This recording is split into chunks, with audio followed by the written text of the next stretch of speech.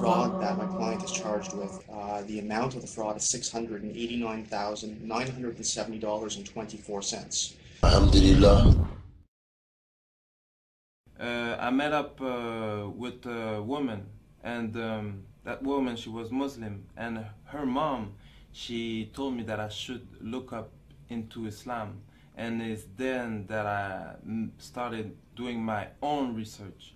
So I was reading like books, and I read the Quran, and I was really surprised to find that in the Quran that they had like the same prophet that there was in the Bible. Even at a point that I didn't understood how Muslim will understand the Quran, because in the Bible they have like the beginning of the story, and the Quran just completed it. So and I started to do my own research, like even like a lot. I was researching, and the only problem that I end up having is like that, because as a Christian you have to believe that Jesus is the Son of God, and if you don't believe this, you go to hell, and if you believe it, you go to paradise. And I didn't want it to go to hell for nothing. Like it had to be the true religion, so I had to really make some research. And alhamdulillah, I found that Islam was the truth, and I made my shahada. So right after I took my shahada, 3 days after, my mom called me and told me that the police was looking for me. So I went to see my lawyers, and they told me that I should give myself tin. So I went and I gave myself tin, but for the first time, it was the first time I went into jail as a Muslim. I'm here with my client Isaac, or known as Isak Mushtakim, who is charged in Montreal with various offenses, particularly fraud, forgery, the use of forged documents.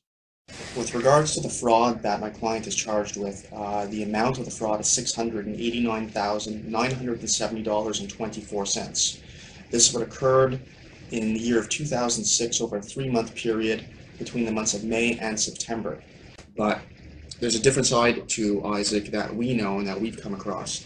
Since his arrest, since these events, Isaac has completely turned his life around. I mean, notwithstanding this criminal record, I mean, breaking and entering, conspiracy to commit a criminal act, robbery, assault, mischief, intentional impersonation, I mean, the list goes on and on. Notwithstanding all of this, this individual has completely changed himself. He is no longer the person that he was when he was younger. He's married. He had a tough life. I mean, he grew up on the street. He grew up a life of crime and violence. That's no longer the person he is. He's married. He's a contributing member of society. He has a stable job. We have letters of recommendation from his employers. He's found religion. He's converted to Islam, and he's very observant of that.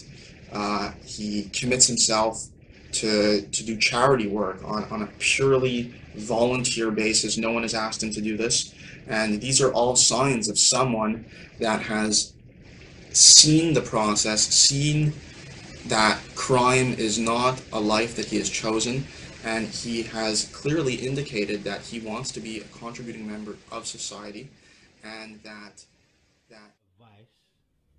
what advice have you got to Muslims and non-Muslims regarding Islam? But because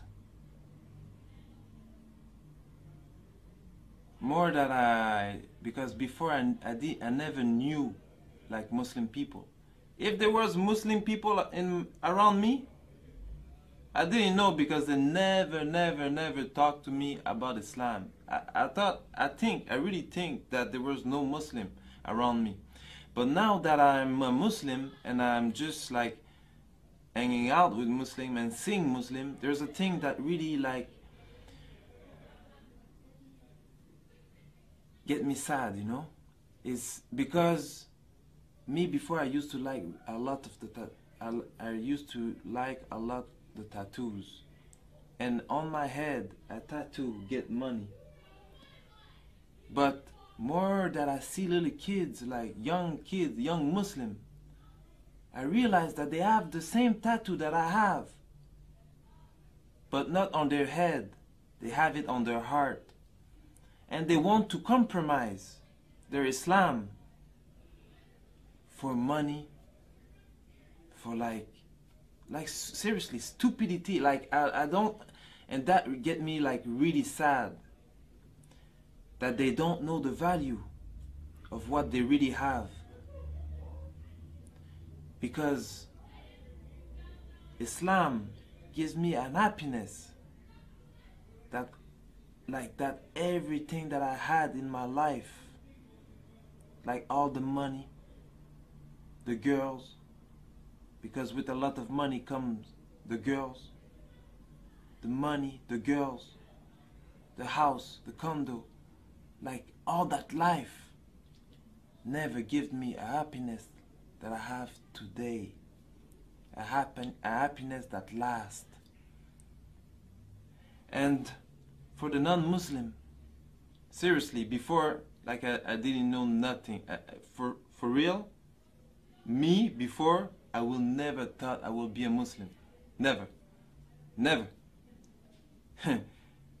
So seriously, like what they're showing like in the media, because we all things like, we think like Muslim is like crazy people with beard that want to blow themselves up. Like I don't understand. Like what you see in the media is not the real thing.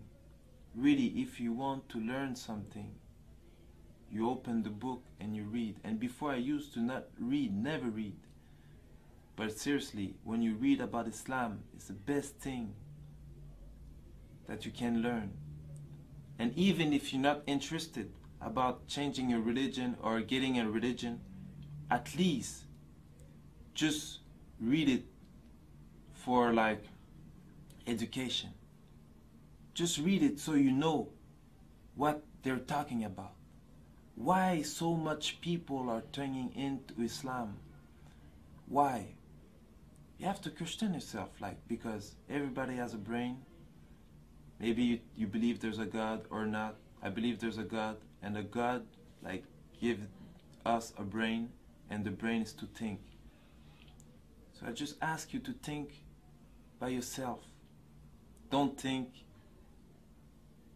like don't just follow what the media gives you. Like think by yourself and read.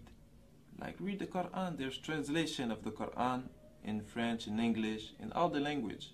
So just read, try to really learn about Islam, and don't look what the Muslims are doing, because that's a lot of people say like, but I know a Muslim. A lot of Muslim, we're human beings and we all do mistakes, and there's a lot of Muslims that like there's only one Muslim, and that was a prophet that really like can live what the religion, the Prophet ﷺ, like that really like lived what the religion was teaching. But all the Muslims, most of the Muslims, even me, I'm not a perfect Muslim. We all try to be good. We all try, but you can't learn the religion by looking at me or hearing what I'm saying. So that's why I'm saying go read the Quran and learn about Islam from its source. Assalamu alaikum wa rahmatullahi ta'ala wa barakatuh.